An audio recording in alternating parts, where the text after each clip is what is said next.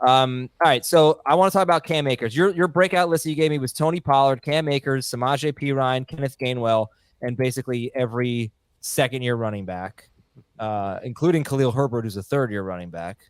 But Cam Akers, all right, does he pick up where he left off? The last 6 games of the year, he was a top 4 running back. He was top 6 per game. I know you're not going to project him for that, but at least as a workhorse running back and a kind of a must-start guy, does Cam Akers pick up where he left off? 17.7 PPR points per game in his last 6 games with the Rams. He got out of the doghouse with Sean McVay.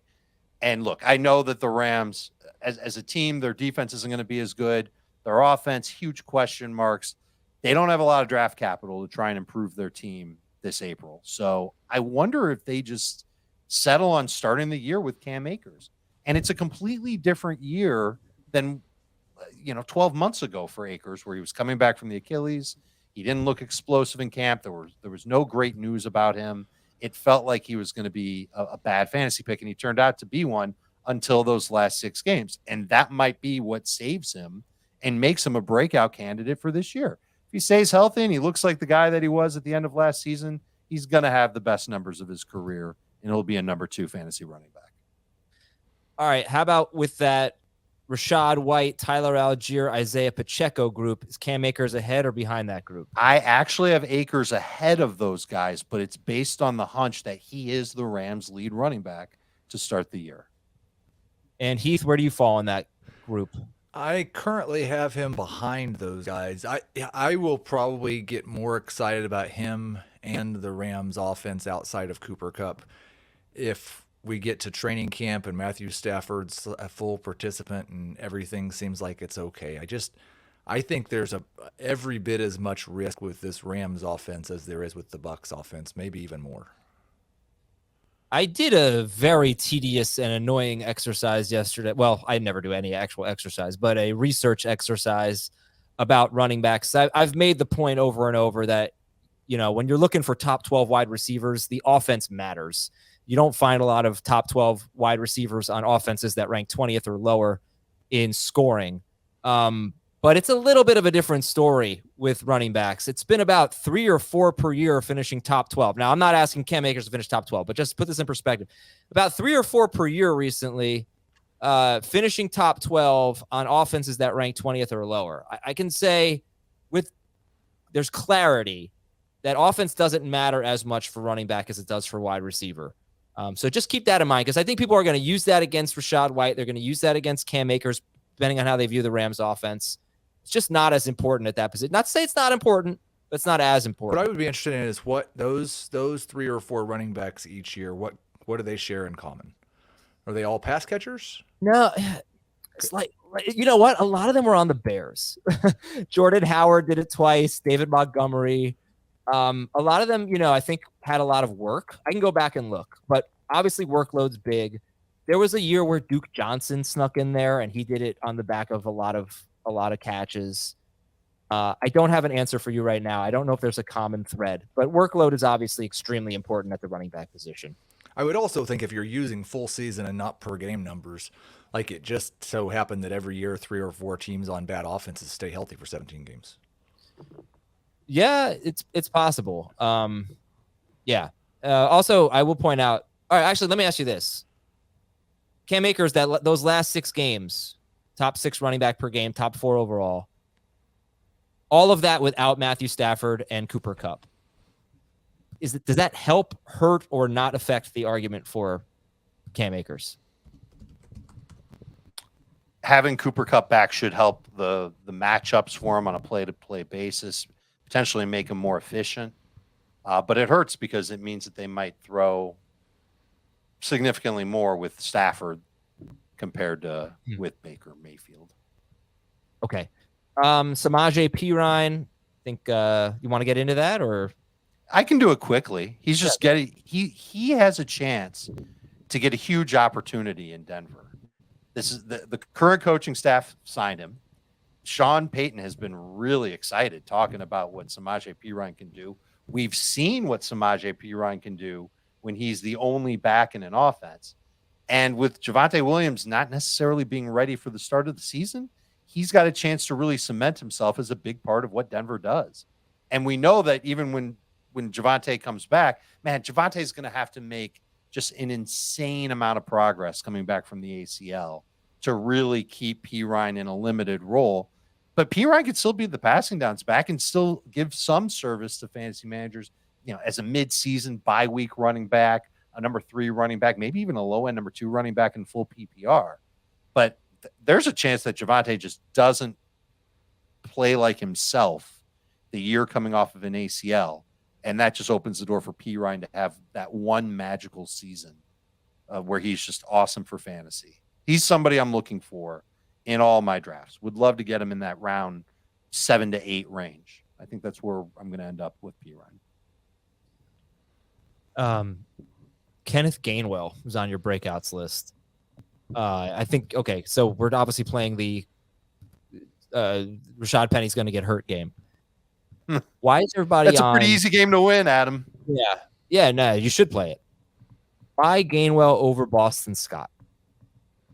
Because I think that Gainwell has a little bit more explosiveness to him, and in a PPR league can catch a little bit more. Not a lot. He's not like necessarily a locked in target in this offense. They don't throw a ton to their running backs, or at least they haven't.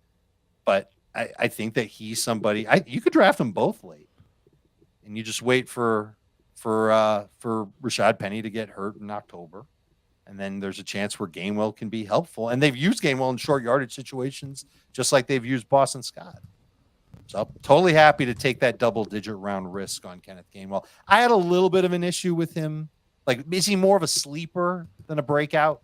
Yes. He might be. He might not be the type of guy that's going to help you win your league, but it'll help you win some weeks. And also, you have to play the game of, well, are the Eagles going to draft another running back? Because we talked about some bad landing spots for Bijan Robinson. Oh, my gosh. If Philadelphia takes Bijan Robinson with the 10th overall pick, it changes all the map for the Philadelphia running backs. It basically renders them all zeros because Bijan should have a monster season. I would love to see him. Okay. And I would one other thing I would say in response to your question to Dave, like the answer of why Kenneth Gainwell, not Boston Scott, could just be the playoffs. Like we just saw them give 40 touches to Kenneth Gainwell and I think 15 to Boston Scott in the playoffs. I made a lot of money off of Gainwell in the playoffs. Gainwell had 33 carries. A lot of the carries for Gainwell were garbage time as they slaughtered the Giants and the 49ers. But he had the same amount of carries as Miles Sanders in the Super Bowl. They both had 7 carries. And he definitely was getting a lot more work than Boston Scott. In the regular season, they had the same amount of carries. So Scott had 1 more. Gainwell had a lot more catches, though. Okay, let's see. Back to Dave's breakouts here. Let's see. Let's talk about Jerry Judy. So when you do have these second-year guys, Watson and London, obviously Wilson and Olave, I can't make the case right now for Judy over them. But when you get to the next group of, I guess it's Watson and London, yeah, probably a gap between them and anyone else like Burks or Dotson or Jameson Williams or whatever. What about Watson, London versus Jerry Judy, Dave? How do you rank them? I currently have Judy ahead of them, but it's almost in the decision was made based on Judy being in the league a little bit longer, and I'm putting some serious hope in Russell Wilson managing this iteration of the Broncos offense more than what we saw last year.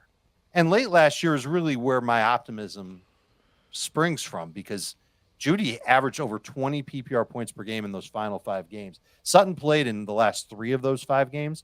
And even in those games with Cortland Sutton back, it was 17.6 PPR points per game for Judy. I am hopeful that Jerry Judy will get the biggest target share and the most opportunity to make plays after catch and be the number 1 receiver for Denver in this Sean Payton offense. I think I need you guys to literally come over here and pour cold water on me because I am going to fall into the same trap. Like last year, this was me and Sutton. Now it's going to be me and Judy. I am just all about Jerry Judy right now. I see so many things in the profile that I absolutely love. And 2 seasons ago, he was better than Cortland Sutton when they played together on, when they were on the field at the same time. But I didn't really care because I just felt like, okay, new quarterback, nothing from the prior regime mattered.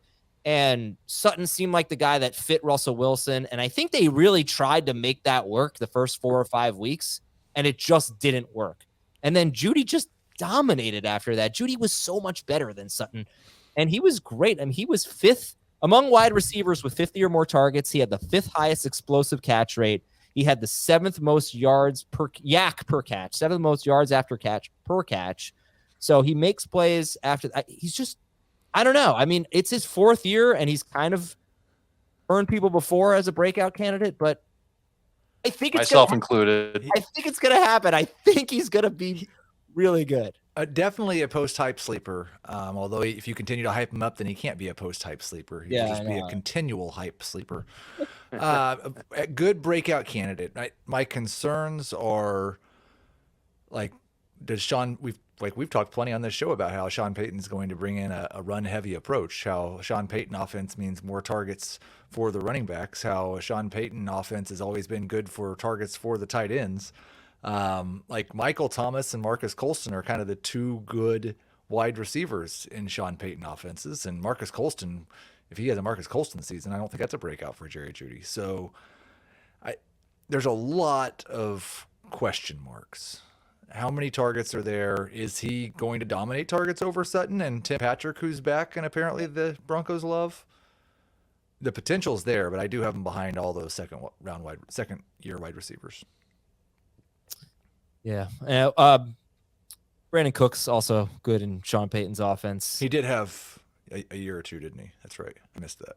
Jimmy Graham was, basically a wide receiver, right? I mean, yeah, but he counts toward the tight end. Greg Dulcich has taken the Jimmy Graham targets. I am concerned about the maybe it's Dulcich because Jerry Judy was one of the, he was like 75% in the slot 2 years ago, and I don't want that for him. I want him to move around. I don't want him to be confined to the slot.